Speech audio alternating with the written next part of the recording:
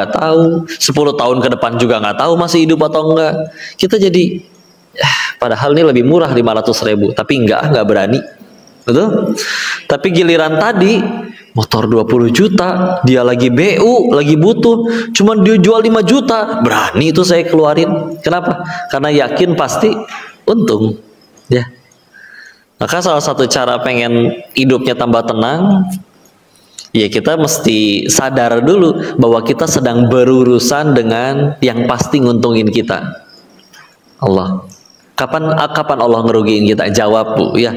Ibu dari lahir sampai sekarang jawab, kapan ada hari di mana Allah dengan sengaja pengen bikin ibu rugi itu? Ya. Kok saya pernah ketipu? Bisa jadi gara-gara ketipu itu ibu meneteskan air mata, ibu lebih terbersihkan dosanya daripada yang seumur hidup gak pernah ditipu.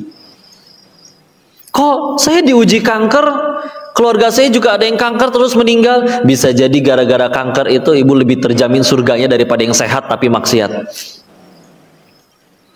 Jadi selama ini kita mikir sedih dan apa segala macam apa? Punten, karena bisa jadi kita belum pengen Allah, belum pengen surganya. Jadi ya Allah nabung.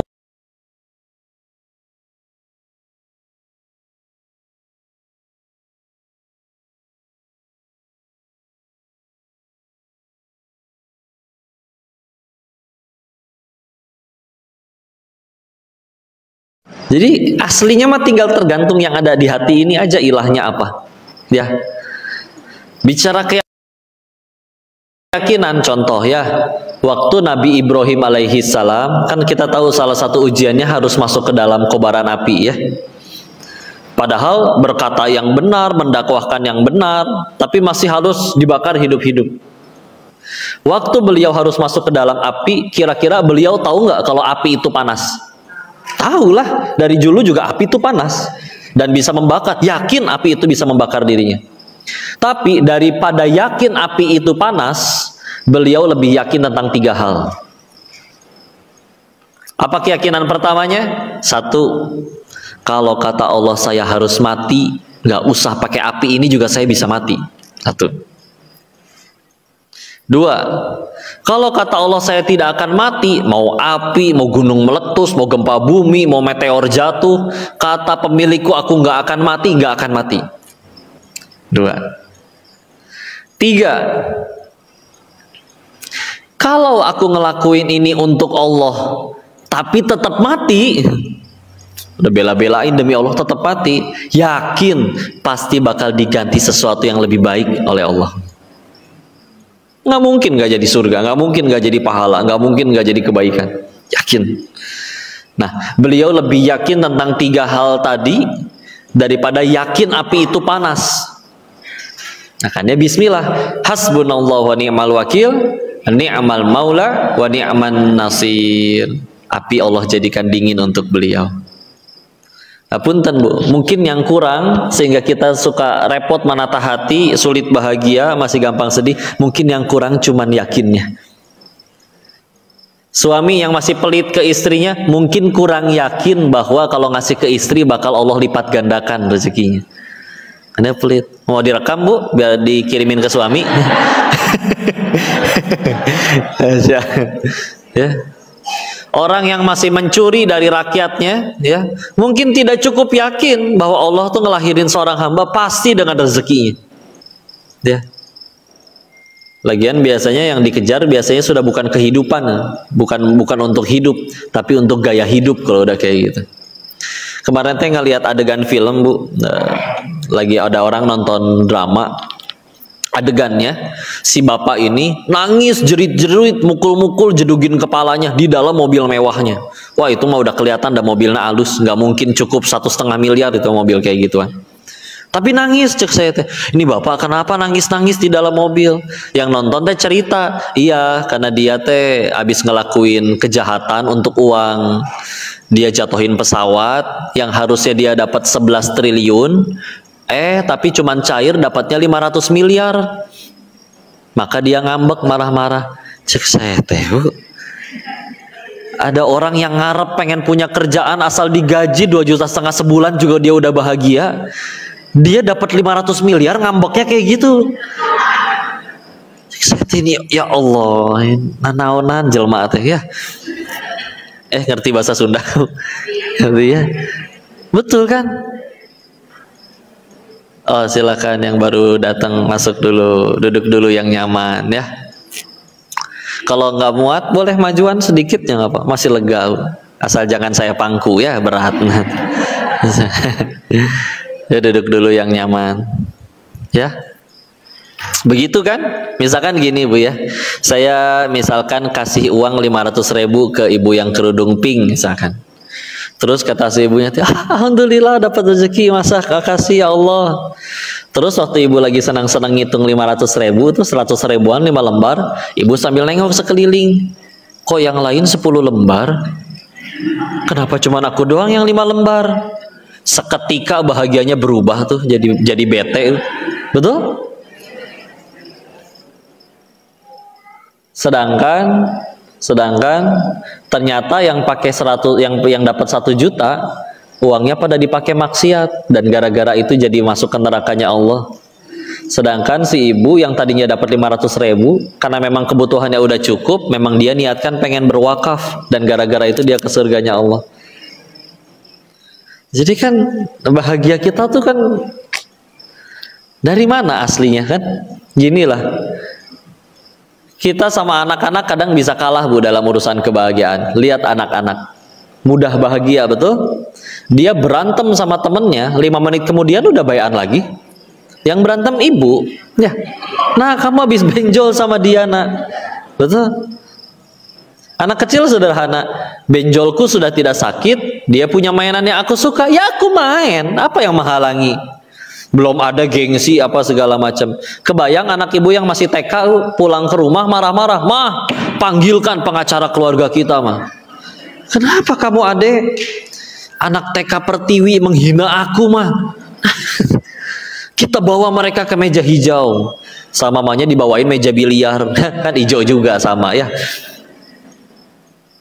Gitu kan, coba anak kecil gampang. Coba kita tanya ya, Bu, orang dewasa sama anak kecil pengetahuannya banyakan siapa? Orang dewasa mah udah kuliah, udah kursus, udah belajar, udah nonton YouTube ya. Orang dewasa sama anak kecil uangnya banyakan siapa? Orang dewasa, kecuali Rafathar sama Cipung ya, mungkin mereka nggak milih pengen lahir di keluarga yang itu ya, udah kaya dari sananya ya. Tapi kenapa kita lebih sulit bahagia dari anak-anak? Aneh gak sih? Aneh. Apa alasan paling utamanya? Di hati anak-anak itu belum ada pesaing Allah. Meskipun dia juga gak ngerti, kok ilmu tauhidnya apa sih? Apalagi uluhiyah, rububiyah, asma wa sifat, gak ngerti ya. Tapi sederhana, di hati mereka belum ada pesaing Allah. Kita makin besar ngerasain gini ya rasanya punya duit enak, gini ya rasanya punya jabatan enak, gini ya rasanya populer teh enak. Itu kita biarkan menjadi ilah selain Allah di hati kita. Makanya sampai ada orang di kota besar baru gajian juga ngambek, Bu. Wah, percuma gaji segini, saya mah baru bahagianya nanti kalau rumahnya sebesar dia, kalau mobilnya sebanyak dia. Kenapa harus kayak gitu? Dulu kita bisa bahagia tanpa alasan. Ibu lahir nggak langsung segede gini kan, Bu?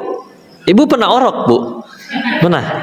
Ya waktu kita kecil, kita nyanyi-nyanyi nggak jelas ditepuk tanganin orang juga udah bahagia. Kenapa makin gede makin sulit bahagia? Padahal ngakunya makin berakal, ngakunya makin cerdas. Karena ini salah satu kerennya Islam itu, ia bisa melepaskan manusia dari diperbudaknya dia oleh keinginannya ya. Dulu diperbudakan secara nyata ada, Bu. Tapi sekarang kita juga diperbudak oleh keinginan kita ya. Dulu kita bisa bahagia hanya dengan makan nasi pakai tempe. Sekarang kalau nggak makan di restoran bisa ngambek. Ya, kenapa harus kayak gitu? Ya, diperbudak oleh keinginan sendiri. Capek. Semua berhak bahagia, tapi kita malah memperbanyak syarat bahagianya. Repot. Sedangkan kalau kita baca surat Al-Baqarah ya, di juz 1 di ayat-ayat di sekitar dari 60-an, 67 ke atas, kan dapat misi ya. Qalu ud'u lana rabbaka yubayyin lana ma hi qala innahu yaqulu innaha baqaratul la faridu wala bikrun awanum baina dzalik faf'alu ma tu'marun. Dapat tugas tuh dari Nabi Musa, dari Allah, suruh potong ya, potong sapi ya. Dia nanya lagi, sapinya harus warna apa? Sapinya harus jantan atau betina? Sapinya harus, banyak tanya, sehingga akhirnya makin sulit nyarinya. Padahal kalau misalkan mereka nggak komplain, dari awal nyari sapi aja udah dapat, udah selesai misi dari Allah udah terpenuhi. Tapi mereka oh ini harus warna apa, harus, jadi repot sendiri ya. Sama kayak kadang kita makin dulu kita bahagia mudah, sekarang aku bahagia kalau udah punya mobil dulu, aku bahagia kalau udah jadi manajer dulu, aku bahagia kalau udah gajinya minimal berapa dulu. Jangan mau diperbudak ya. Sedangkan selalu kita bisa menemukan kok ada yang lebih kaya tapi lebih menderita daripada kita, lebih sering nangis, lebih sering murung ya. Kok ada yang uangnya lebih sedikit dari kita tapi kok lebih ceria, lebih santun ke orang, lebih gak gampang ngambek ya. Ya mungkin yang hilang cuman tadi ya, keyakinannya kepada Allah. Iyalah, kapan kita harus meragukan Allah?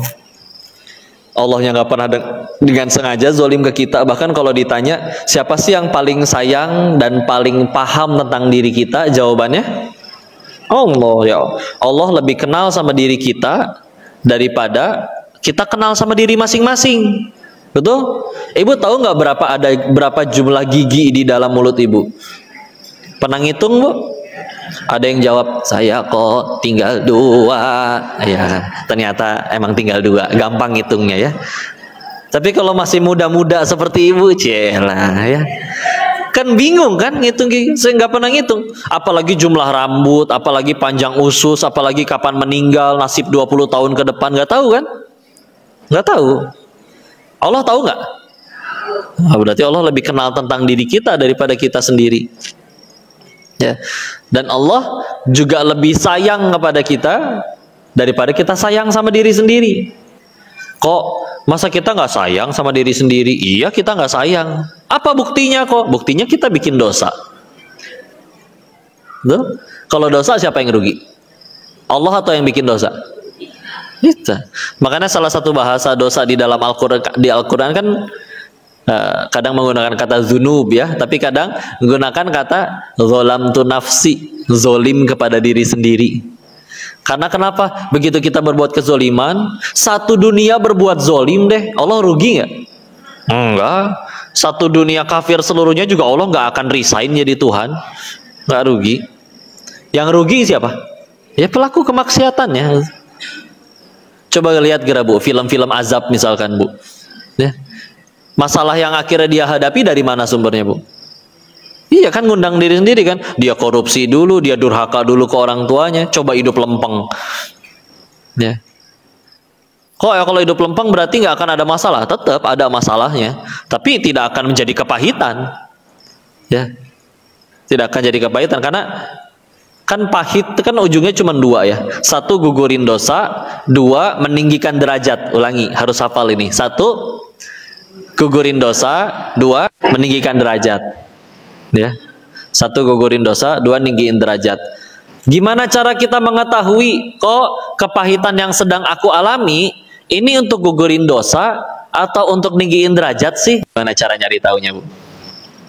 Ya, kalau untuk gugurin dosa Bu, biasanya pahit perih luar biasa, itu menyakitkan ya. Dan kalau untuk ninggiin derajat, kadang orangnya ngerasa biasa aja gitu. Meskipun kata orang, ya Allah dia kok ujiannya berat banget, sedangkan yang dapat ujiannya, enggak weh, tenang gitu.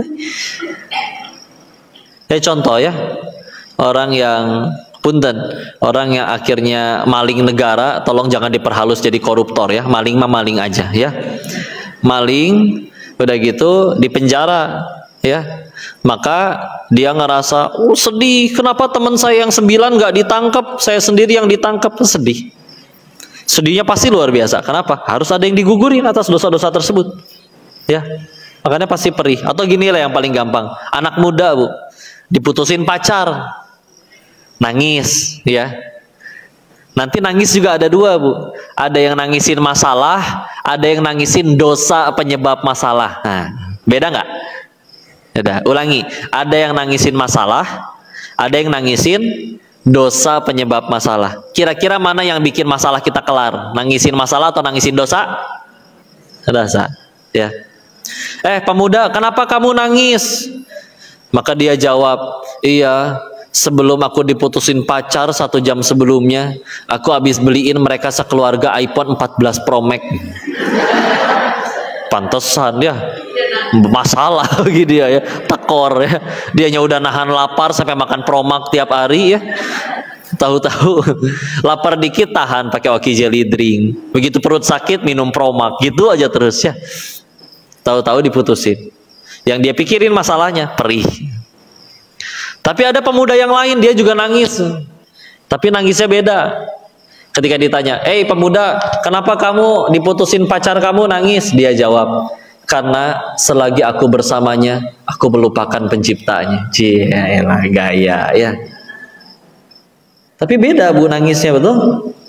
Dia sadari, Allah, dulu pacarku nelpon tengah malam nganter disuruh beliin makanan, aku berangkat tuh hujan-hujanan. Giliran pencipta pacarku memanggil untuk aku menggapai kemenangan, hayya alal falah, aku cuek-cuek aja. Padahal anggaplah pacar itu mencintai dia sampai mati, meninggal tidak ditanya tentang kelakuan orang. Satu dunia ingin menyelamatkan kita ke surganya Allah, yang punya surga nggak ngasih izin, nggak nyampe ke surga. Satu dunia benci kita, tapi yang punya surga mengizinkan kita ke surga, nyampe, mau siapapun ngalangin juga. Maka itu yang dia tangisi. Oh, itu beda. Masya Allah.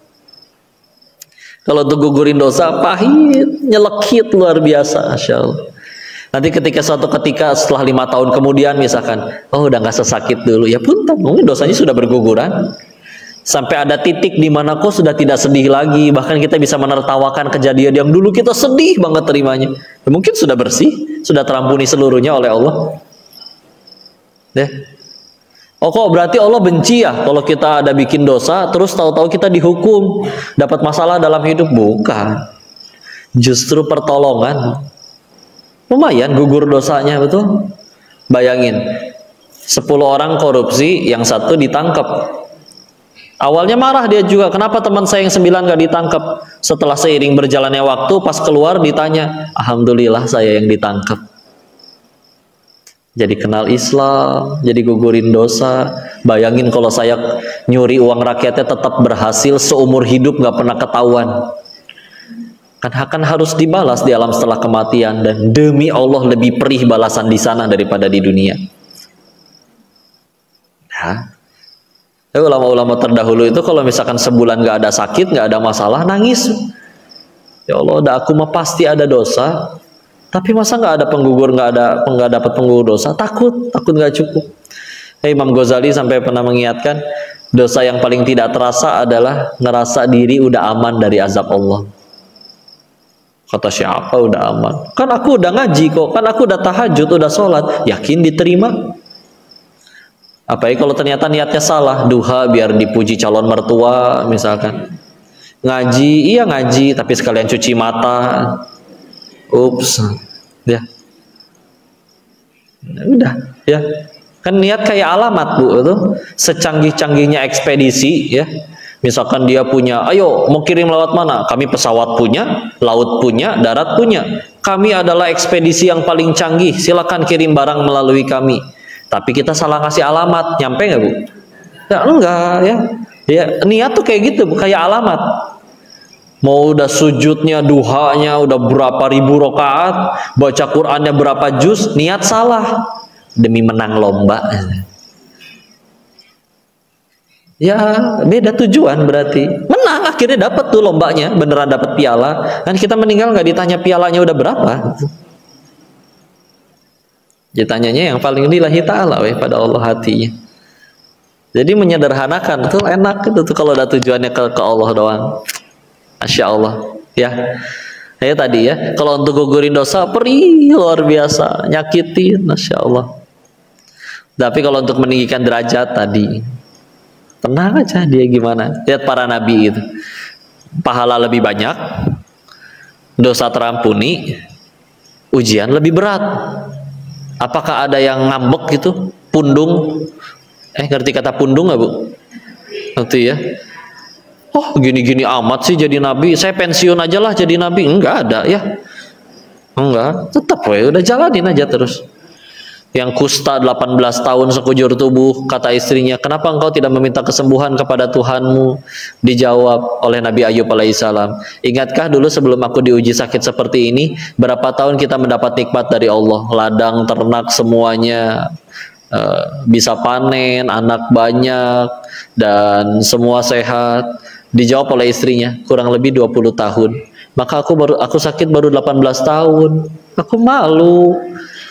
Karena nikmat dari Allah masih terlalu banyak, tapi aku minta lebih banyak. Insya Allah. Padahal waktu kena penyakit kusta, beliau kena penyakit kulit sekujur tubuh, ladangnya kena wabah, ternaknya kena wabah, jadi mati semua, layu semua. Terus 12 anak kandungnya meninggal barengan. Nabi Ayub itu. Tapi minta sembuh malu. Kita kadang migrain doang udah ngambek-ngambek. Sediem gak sih? Kepala saya pecah, bohong, ditambah bohong lagi. Coba kepala pecah betulan, repot, yang ngepel darah di mana-mana. Ya, hiperbola deh. Bangun tidur ngambek, badan teh remuk, bohong. Coba badan remuk betulan, bisa bangun? Enggak, ya. Ngambek aja kerjaannya. Nyampe di jalanan macet banget sih ini, Bintaro. Di luar negeri nggak ada nih macet kayak gini, padahal keluar negeri juga belum pernah. Yang penting ngambek dulu aja dia mah. Ya. Mau sarapan ngambek. Ada sarapan apa, Pak? Ada nasi kuning. Nasi kuning yang di depan, pucet. Tapi pelan-pelan dicemilin habis, kan nyebelin. Ngapain lah ngambek-ngambek wae. Punten ya.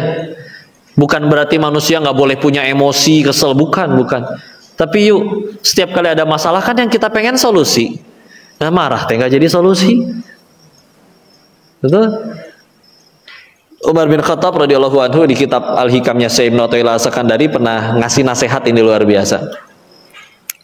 Kalau kita tidak terima takdir Allah,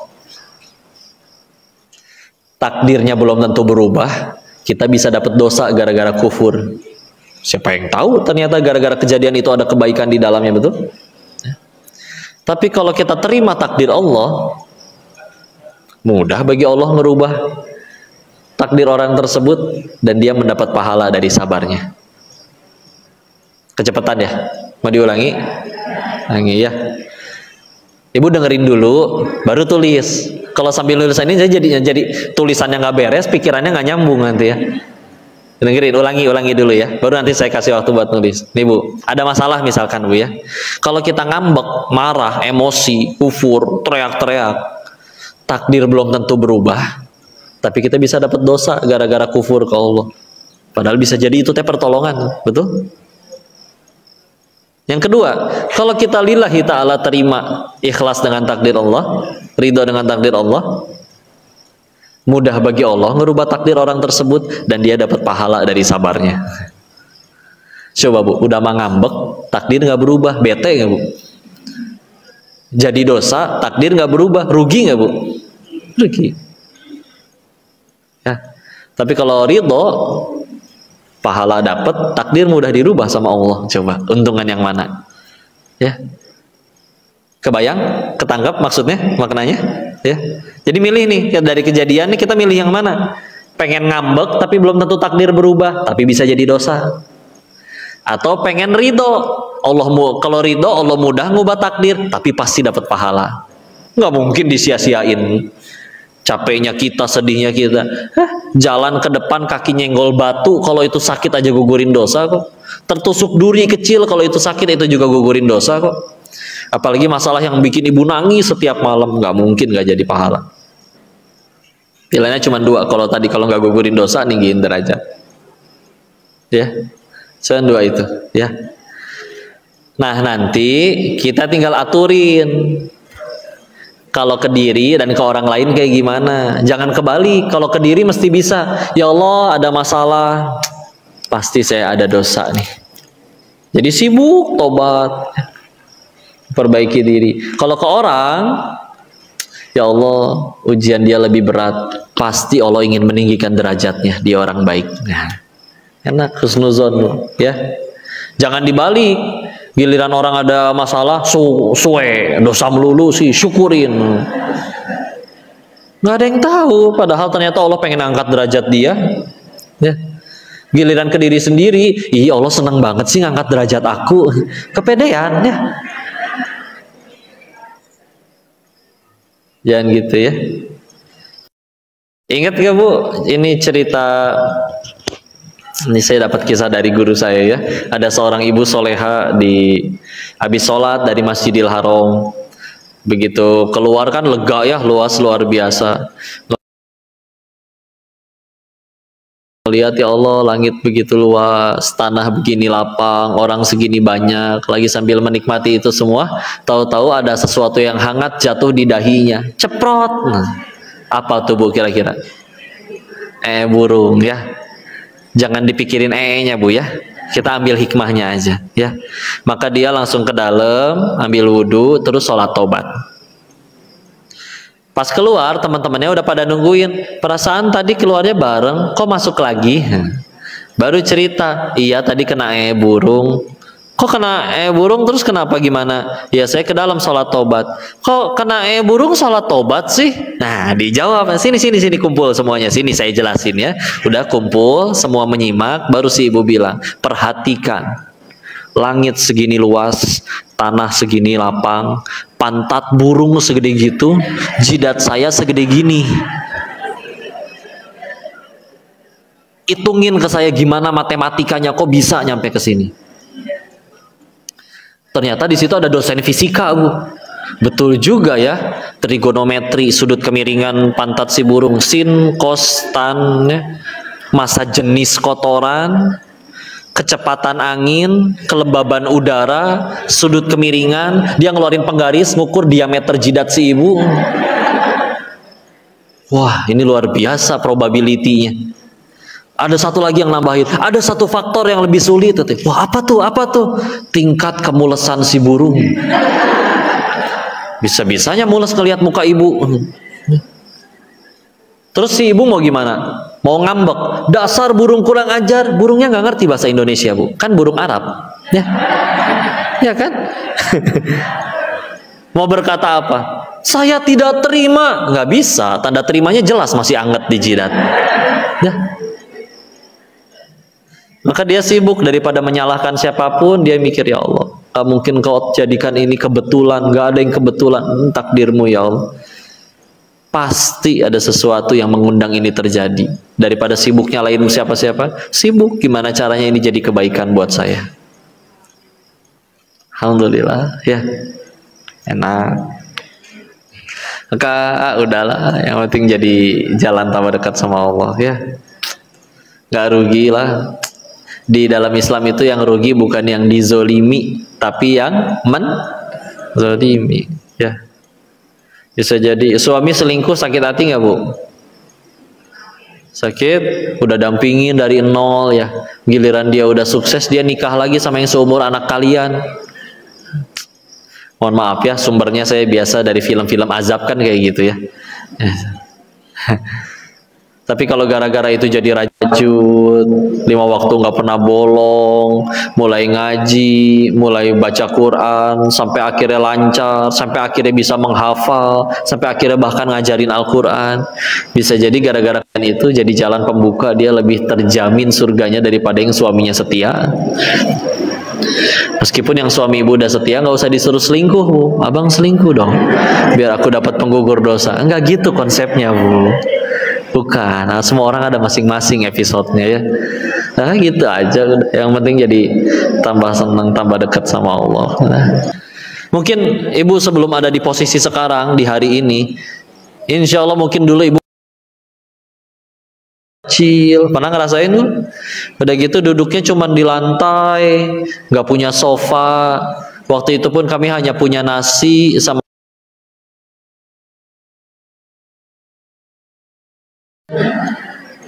tapi pose duduk udah enak nih, udah standar 1 ya nggak?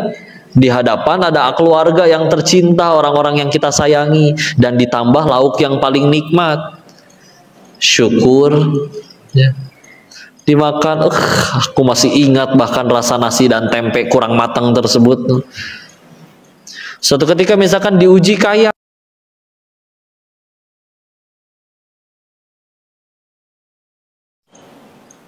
begitu nyampe restoran, oh ini daging yang paling mahal, pesan saya satu. Taunya teh datang cuman segede gini,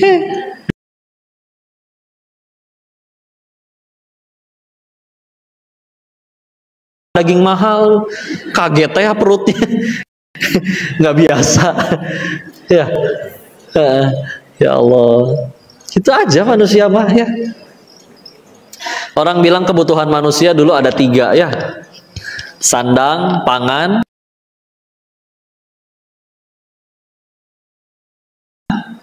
papan, atau kadang dibaginya primer, sekunder, tersier, ya. Tapi ternyata ada kebutuhan yang keempat, Bu. Ingat nggak apa? Kebutuhan ingin diakui orang lain. Apa buktinya kok? Lihat kaki kita ada berapa? Kaki kita ada berapa? 2. Berarti butuh alas kaki berapa? 2, kiri dan kanan. Kenapa ada yang punya 50 pasang? Kata dianya teh, nggak apa-apa tuh kok, kan uangnya halal, nggak nyuri, nggak ngutang. Iya emang boleh. Siapa yang bilang nggak boleh? Nggak ada yang bilang nggak boleh dari tadi. Boleh, silakan. Dan sesuai kebutuhan juga kan. Kalau emang pengen naik gunung kan nggak mungkin pakai sendal hotel ipis, harus beli yang tebal dan memang lebih mahal. Ya wajar itu mah, boleh. Siapa bilang nggak boleh? Tapi kalau belinya untuk diakuin makhluk, capek luar biasa. Calon mertuamu tuh lagi di masjid, apa dia dandan pakai sepatu baru. Ini kok sepatu baru berasa sempit ya? Oh saking barunya plastik yang ngeganjel di dalam tuh belum dikeluarin tuh. Kan suka dibuntel-buntel plastik tuh ya. Dan aku yakin nyampe masjid, sepatu sebagus apapun nggak mungkin masuk ke dalam masjid, betul? Pasti parkir di luar.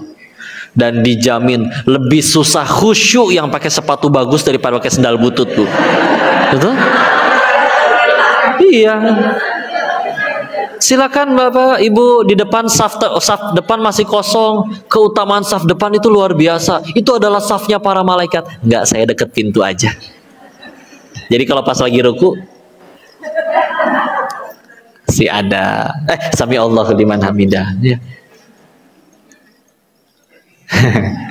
Pulang hujan, sepatu putih, tanah becek, jujur, tetap dipakai kotor-kotoran atau dijinjing. Sepatu yang fungsinya mencegah kita dari kecugak. Tahu kecugak kan? Ketusuk duri ya. Mendingan kecugak daripada sepatunya kotor. Aneh ya.